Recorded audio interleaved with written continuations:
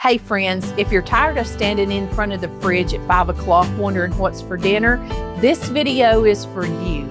I've got 4 dinner ideas that are going to take the stress off your week. We've got a total mom meal that's going to knock your socks off.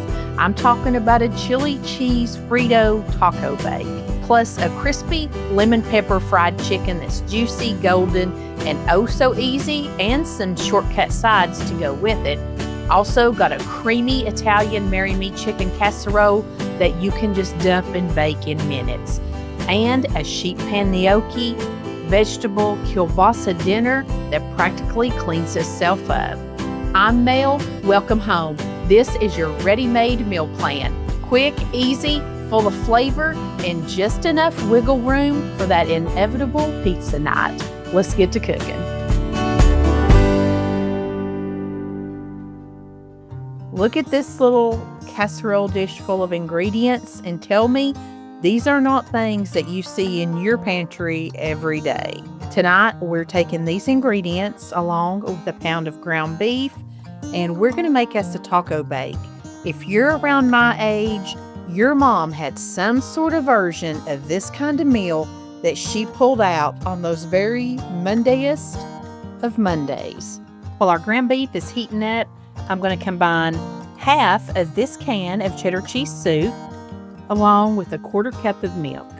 If you don't have cheddar cheese soup, the Fiesta nacho cheese soup is delicious in here. If you don't have anything like that, cream of mushroom or cream of chicken would work fine too.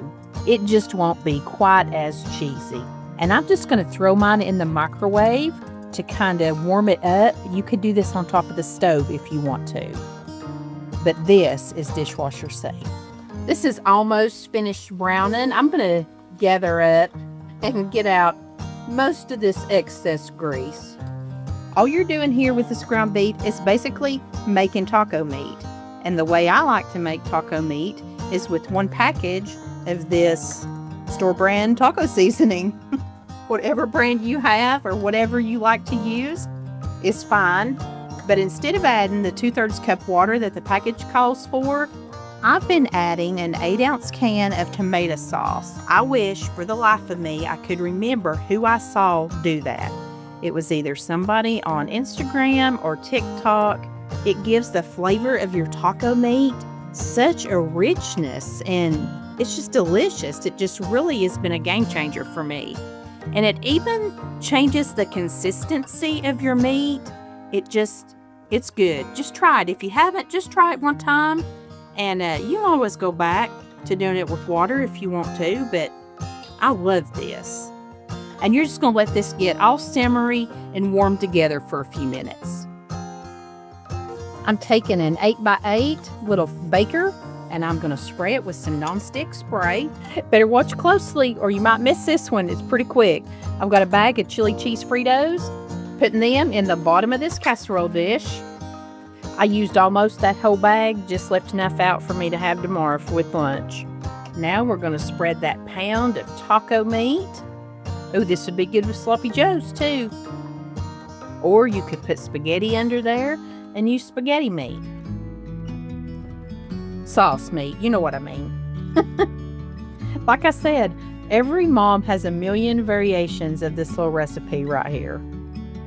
Now the cheddar cheese soup with the milk, heated that up in the microwave. Gonna pour that right over the top.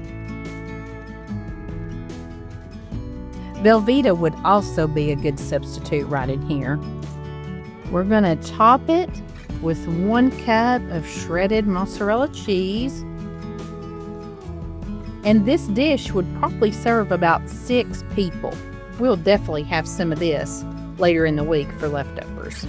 This is going into a 350-degree oven, 12 to 15 minutes. I always start checking mine about 10 minutes in. Back to school moms, this one's for you. You've put in a long, hard day. We come home from school and you run us back and forth to sports and church and choir and whatever we've got. Then we come home and you think you're phoning it in, you throw a bunch of stuff together and put it on the table and think, wow, this ain't nothing. We loved these meals, Mom. They were exactly what we like to eat We thought they tasted great. We still do. Those were the days you allowed us to be a kid, and we thank you for it. Tonight I'm making one of these super quick and easy dump and go casseroles. This one is Marry Me Chicken. You know I love those flavors. This is completely a dump and go recipe. Putting in 8 ounces. I had half a box of this cavatappi pasta left over. Putting it in I don't know what size, a half size, half of an iPod 13 casserole dish because I'm making half this recipe. I have some rotisserie chicken I haven't used. This is maybe half of that container. Yep, I'm going to put all of that in here. Use any kind of chicken you have, leftover, canned, whatever. Some of the bigger pieces, a little bit smaller. I'm going to go ahead and sprinkle my seasonings on in here right now, and I'm just guesstimating maybe half a teaspoon of Italian seasoning, half a teaspoon of some garlic powder, and about half a teaspoon of some onion powder. I've diced up some sun-dried tomatoes. It's about half of one of these little 8.5-ounce jars that I normally buy. And I'm going to go ahead and put a little bit of this oil in here.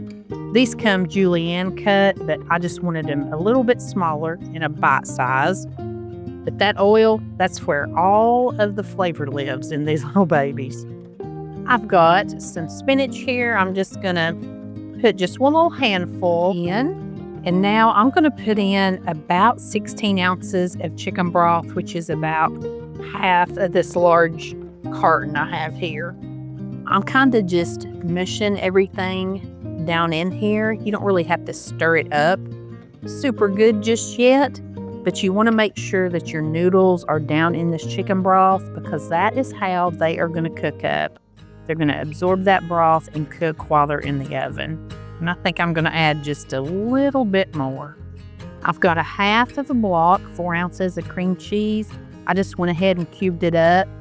And when you go to look at this recipe in the description box, it'll take you to my website where you will get the full recipe for an entire 9x13 casserole dish of this. You can print it off, or you can pin it to your Pinterest board, or you can do both. I'm going to cover it pretty tightly with aluminum foil, which is tricky to do with the handles on this little dish. I've got my oven preheated to 400 degrees, and I'm going to bake this covered tightly for about 30 minutes, which was just enough time for me to run and wash my face and jump in a shower. So now we're going to pull it out and we're going to give it a good stir. At this point, your pasta should feel kind of al dente. Make sure that it is. If it's not, cook it covered for another, 10 minutes maybe. Now I'm just going to take about a cup or so of mozzarella cheese and sprinkle right over the top. Get it all nice and covered. Now we're going to go back in that 400 degree oven, uncovered. This time we're going to stay in here for about 10 more minutes. Smells delicious. It's brown and bubbly. Let's let it sit here and cool for a couple of minutes. Oh, I can't wait to dig into this tonight. I don't know what kind of monster I'm turning into. There are no side dishes tonight. There is no salad. It's all right in here. I mean, there's salad in the fridge. If they want it, they can come and get it out. But this is everything. These are some of my very most favorite flavors, and I love these casseroles where you just dump everything and it all cooks together in the oven. I mean, look at that. Full of flavor, the oil from the sun-dried tomatoes, along with the little tomatoes, the spinach, all the Italian seasonings. Give her a bite. Oh my gosh. That's so good. That is so good. You don't need anything else. You don't need anything else at all. I mean, just look at that. I swear, I think this is my favorite of the dump and bake recipes to date. This is delicious. Just dump and bake and go about your evening. Enjoy a hearty, delicious dinner in no time at all. This one's amazing. Look at this beautiful spread of ingredients tonight. I'm really excited about making this. Number one, it's a sheet pan meal, so it's going to be all in one. And Patrick loves a smoked sausage, kielbasa, whatever. I rarely make it because I don't really like them, but I wanted to do this one for him. And it's a kielbasa sausage and gnocchi sheet pan meal. First things first, getting all of our veggies washed up. Then we can get to slicing and dicing our veggies up.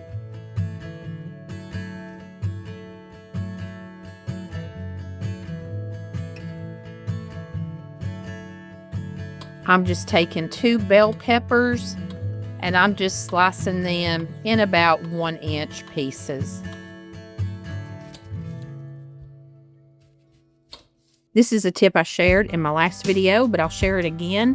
If you will rinse and then dry off your onions after you slice them, they will really not burn your eyes as much. That was a little tip that my mom gave me.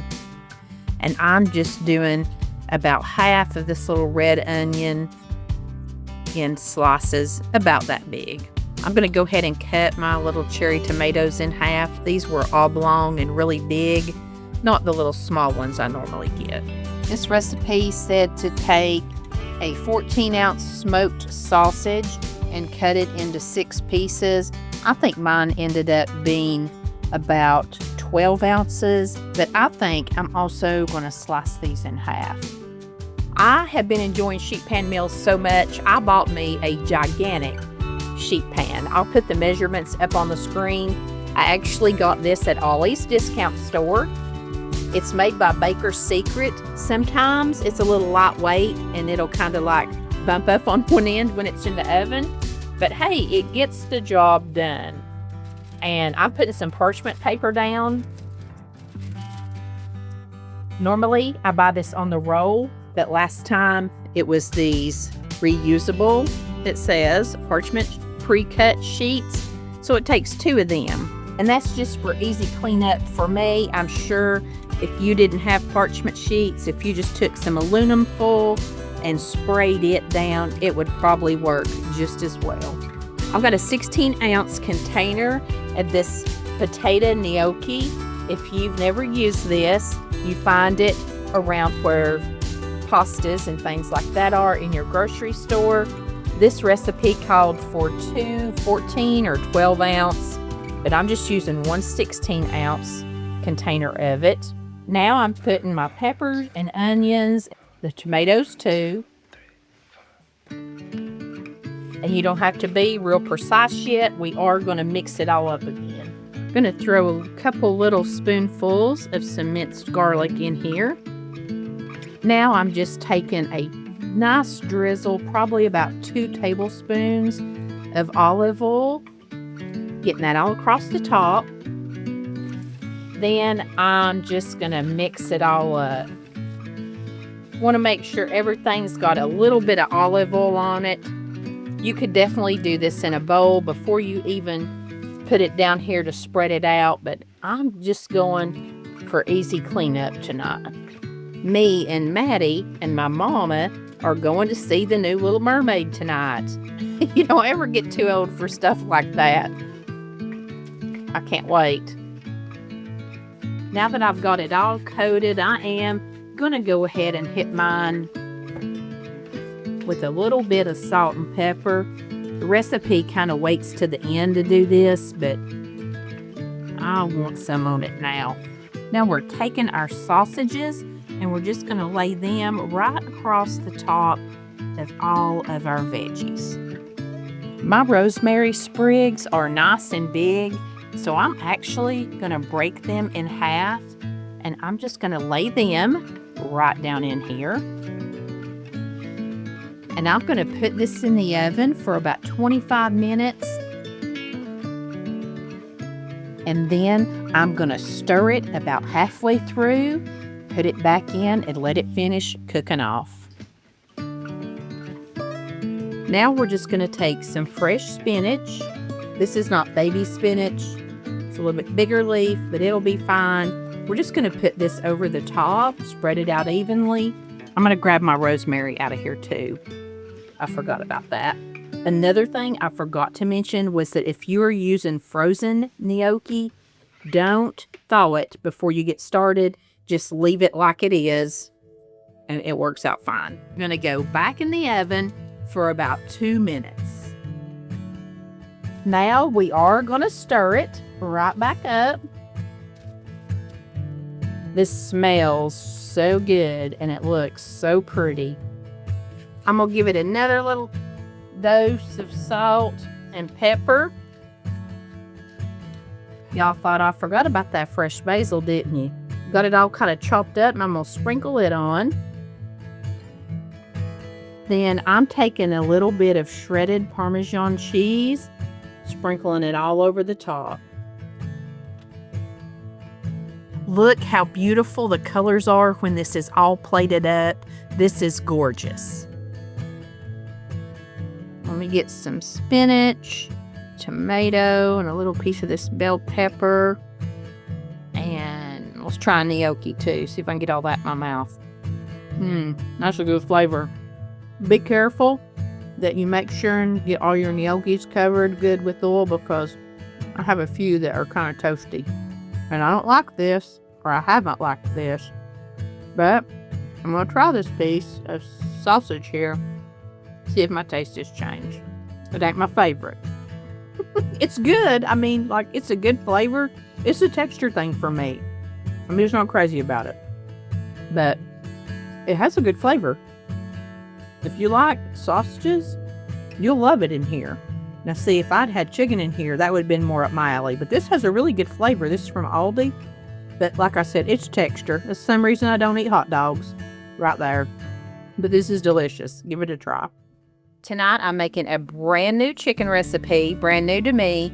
It is a lemon pepper panko fried chicken breast. We are going to give this a try. It sounded so good.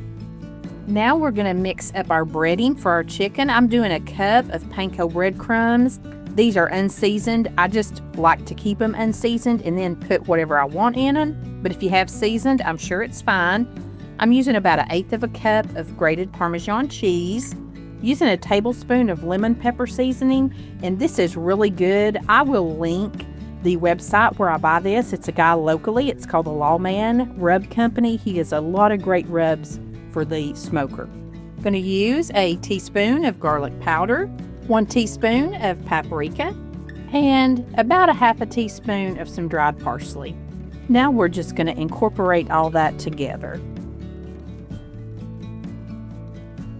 I'm going to try to get away with 1 egg. I might have to go back for another one. These are thin sliced chicken breasts, but they're really big. Okie dokie. Just going to take the chicken breast, and you want to coat both sides really well in your egg. Then it's slippery. It's hard to get a hold of after that. Then you're going to bring it over here to your panko, really press it down. I'm going to go ahead and put some over on that side. Then I'm going to flip it over and press it in even more. You really want to get your coating on there, get all of that seasoning, because you know what? I didn't even salt and pepper this chicken. I just forgot. I might hit those 2 pieces with some salt and pepper. We are just hungry. While my oil is heating up in my skillet over here, I'm just going to go ahead and get another one done up. I think 1 egg is going to get me through. And I think this is a perfect amount of breadcrumbs. Could probably even get 1 more thin one if you needed to. Before we start our chicken, I'm going to get some green beans going. So I'll run you through this real quick in case you've never seen this before. I'm just using 2 14-ounce cans of green beans. These are Kroger brand. We love them. Gonna hit them with a little bit of salt, a little bit of pepper. If you have a little bacon grease, I always like to throw a little bit of that in. About a tablespoon of butter. I keep the real bacon bits, so I just toss a few of those in. You wouldn't want to use the imitation kind with this. I like to put a little Worcestershire in. If you enjoy soy sauce, that is good. Then the really oddball ingredient is some brown sugar. Patrick really likes the brown sugar. He would never eat green beans before. Well, he would never eat them unless they were like out of the garden fresh and you were like cooking them with real bacon. But we ain't got time for that. I just mix them together and then I'm going to turn mine up on about medium-high heat. And I get mine to cooking really good. Then I just cut them down and I just let them simmer real hard until about all of the liquid is gone. I think my oil is nice and hot. Let's lay a chicken breast down. Oh yeah.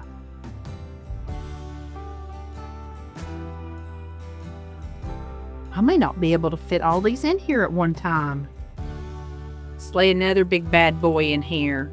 Oh, it's smelling delicious. Our chicken is looking and smelling beautiful, and this should just take about 4 minutes on each side. You just want to make sure it's an internal temperature of 165 degrees. Let's go ahead and give our first piece a little flip. Oh, that looks good. I actually saw this recipe on Instagram, and I forgot the name of the girl, but she's not a food channel. She has a YouTube channel. It's called The Small Things, and she's more of like a hair and makeup beauty person. But on Instagram, everybody shows everything.